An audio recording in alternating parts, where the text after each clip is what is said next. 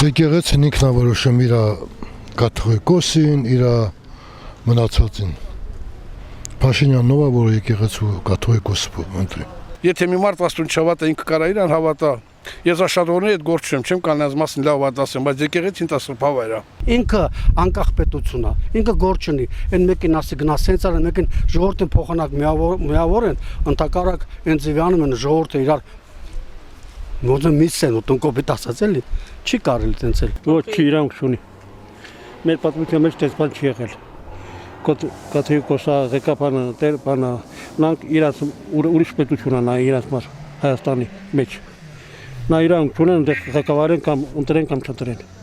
Դա պիտի իրաց մեջ կատարվի։ Ինքը իրանք չուներ դրա։ Դրանք առանձին սխեմա է, դրանք առանձին մարդիկ են, մեծատար ամոթ իրանց աշխարհով մեկ, նա էլ տեղ չկա, էլ որ չխայտարակվի, ասես ջան,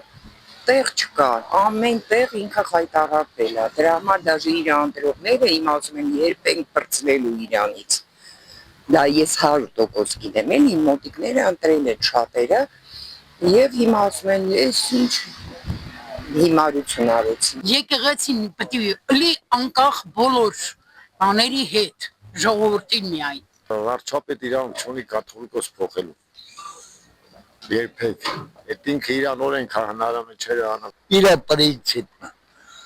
Նա ոչ մի տեղ իրավունք չունի խառնվի եկեղեցու հետ։ Տերներն ինչ են որ նա տան։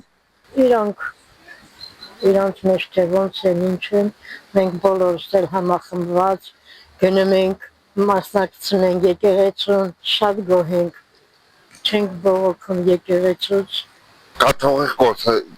ինքը նստած է մինչև վերջին նստելու է։ Ոչ, բոլորովին։ Նա պետք է չխառնվի եկեղեցու գործերի։ Թող ամեն մարդ իր գործով զբաղվի էլի, կարելի է այդպես ասել։